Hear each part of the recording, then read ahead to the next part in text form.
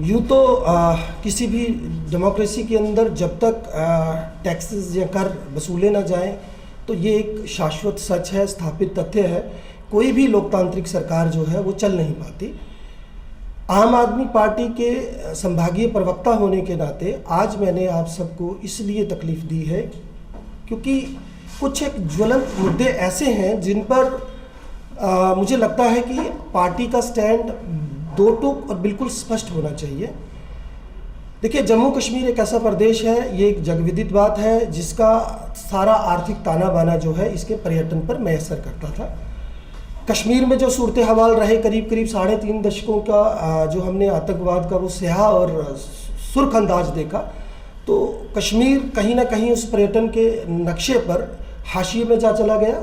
रही बात जम्मू की, तो जब से भारतीय रेल ने अपनी सेवा जो है वो आधार शिविर कटरा तक पहुंचाई, तब से चाहे बात टैक्सी यूनियंस की हो, होटल रेस्तरां की हो, या बाकी तमाम जितने भी पर्यटन से जुड़े व्यवसाय हैं उनकी हो, तो लोग पहले ही हलकान हैं, परेशान हैं।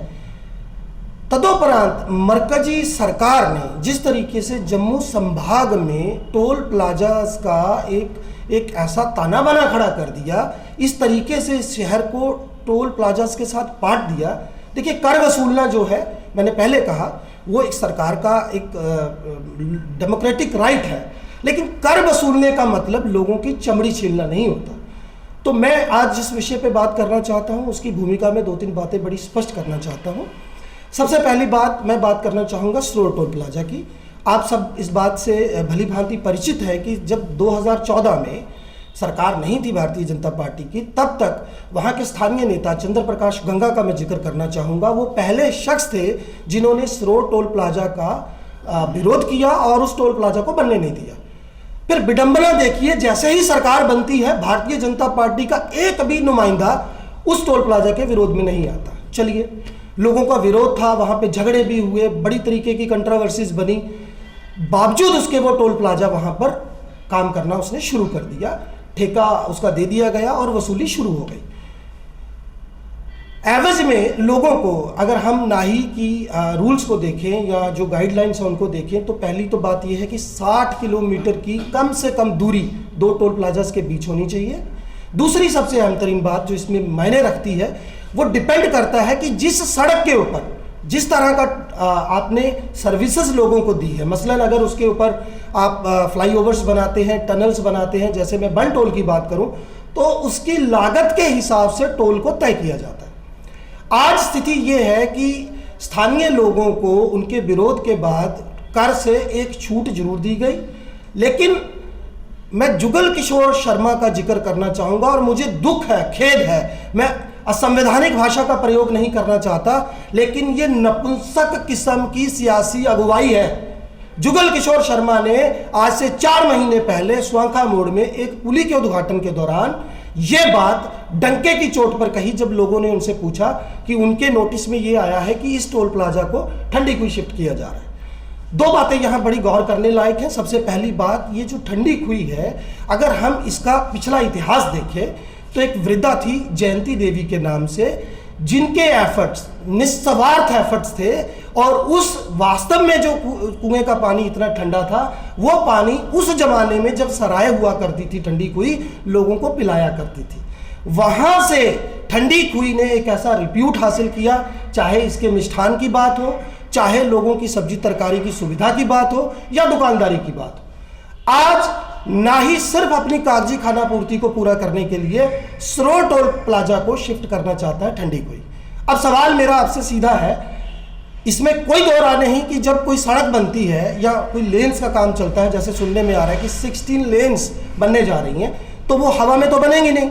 लेकिन सवाल ये है कि जब आपका सांसद वहां पर ये डंके की चोट पर कहता है कि हम इस टोल प्लाजा को स्थानांतरित नहीं होने देंगे, तो आप परसों का विरोध प्रदर्शन देखिए।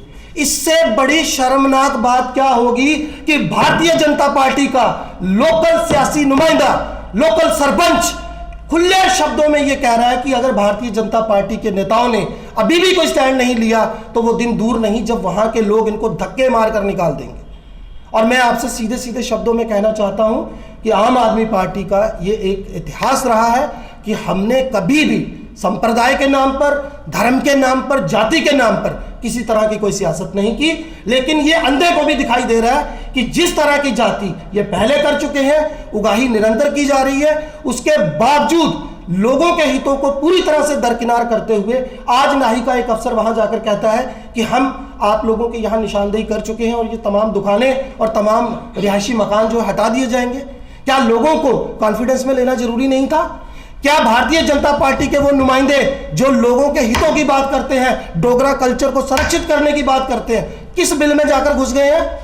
और मैं आपके सामने बड़े खुले शब्दों में ये कहना चाहता हूं, आपको मैं याद दिलाना चाहता हूं रविंदर रैना साहब की वो प्रेस कॉन्फ्रेंस जिसमें कविंदर गुप्ता, आप अपना डिजिटल आपकी जो लाइब्रेरी है वो खोलकर देखिए, आपको मंद मंद मुस्कुराते दिखेंगे उस प्रेस कॉन्फ्रेंस के अंदर, जब रविंदर राणा लोगों के साथ ये दावा ठोकने की बात कर रहे थे कि मैंने गडकरी साहब को चिट्ठी लिखी है और मैं यहां पर टोल प्लाजा बंद करा के रहूंगा। कहां गए इनके ये वादे?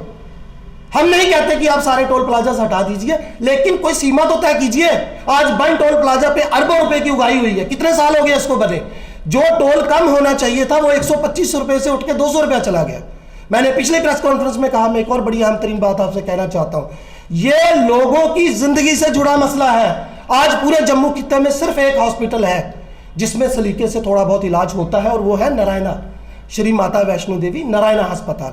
आप मुझे बताइए, जम्मू खित्ते के अंदर आप एक औसत मान के चलिए 10 में से 3 आदमी आपको ऐसे मिलेंगे जो डायलिसिस पर है, और 10 में से 2 या 3 की रेशो आपको उनकी मिलेगी जो कीमोथेरेपी के लिए जाते हैं। आप मुझे बताइए, मैं भुक्तभोगी हूं, एक डायलिसिस का पेशेंट जो हफ्ते में 2 या 3 मरतबा हॉस्पिटल जाता है, उसको जिंदा रहने के लिए, सांस भर लेने के लिए महीने में 3000 से 3200 रुपए का टोल देना पड़ता है। ये इंसाफ है?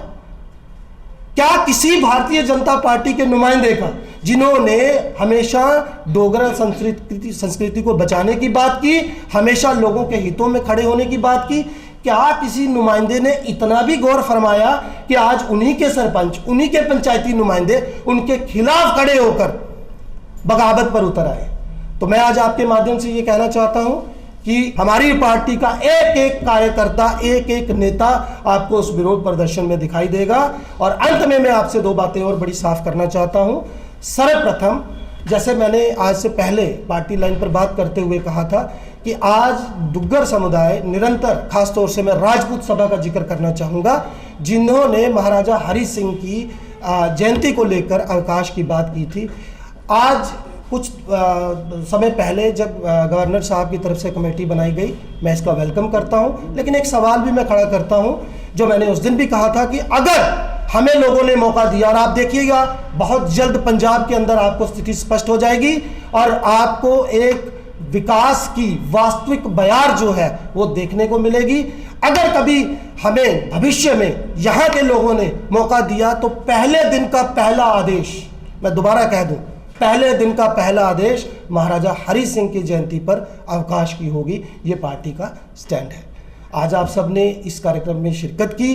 मैं आप सबके माध्यम से एक आखिरी बात जो यहाँ के लोगों को कहना चाहता हूँ कि देखिए, सवाल किसी एक पार्टी का नहीं है, ये जम्मू की बदकिस्मती रही है। सरकार किसी की हो, नेता कोई सत्ता में आया हो, लोगों के हितों की, चाहे बेरोजगारी की बात है, चाहे नशे और तस्करी की बात है, चाहे मवेशियों की तस्करी की बात, आप किसी मुद्दे को ले लीजिए, आम आदमी हलकान है। मैं आप सबके माध्यम से जम्मू के डोगरों को ये कहना चाहता हूँ कि बस कीजिए, बड़ा हो गया। इन लोगों को आपने जितना प्रेम, जितना भरोसा देना था दे दिया। मैं नहीं कहता कि आप हमें एक यकीन के साथ देखिए, मैं आपसे सीधे शब्दों में ये कहना चाहता हूँ कि आम आदमी पार्टी हर उस नौजवान का जो पढ़ा लिखा है, समाज में कुछ बदलाव लाना चाहता है, जो लोगों के हितों के लिए काम करना चाहता है, सत्ता, गाड़ी, सरकारी बंगला या बाकी चीजों को दरकिनार करते हुए लोगों के हितों के लिए खड़ा होना चाहता है, पार्टी उसका वेलकम करती है। ये लोगों की सरकार बनेगी, लोगों के हितों के लिए बनेगी। और एक आखिरी बात मुझे और याद आ गई जो मैं, अब देखिए हैरत है, आपको शायद ये बात पता है कि नहीं, अभी आज से करीब 1.5 साल पहले जो तत्कालीन जिला उपायुक्त थे सांबा के मिस्टर खजूरिया, उन्होंने ठंडी खुई में एक जो शेड था, जो यात्री शेड था, उसको गिरा दिया। आज तक के मुझे लगता है कि किसी भी डेमोक्रेटिक हिस्ट्री में आपने ये नहीं देखा होगा कि एक महकमे, लोगों का पैसा, लोगों के हितों के लिए बनाया गया चड दूसरा महकमा तोड़ दे। मतलब किस तरीके की एडमिनिस्ट्रेटिव क्वालिटीज है और किस तरीके से ये आंखें मीट कर बैठे हुए लोग हैं, मुझे समझ नहीं आती। तो मैं आप सबके माध्यम से ये कहना चाहूंगा कि हर उस शख्स का हम इस्तकबाल करते हैं जो जनहित में कुछ करना चाहता है। आज के लिए इतना ही। Thank you. जीके अपडेट रहे हमारे साथ। अगर आप ये वीडियो YouTube पर देख रहे हैं तो हमारे YouTube चैनल को सब्सक्राइब करें और बेल आइकन को क्लिक करें। अगर आप ये वीडियो Facebook पर देख रहे हैं तो हमारा Facebook पेज लाइक जरूर करें। For advertisement please contact 705-109-1811।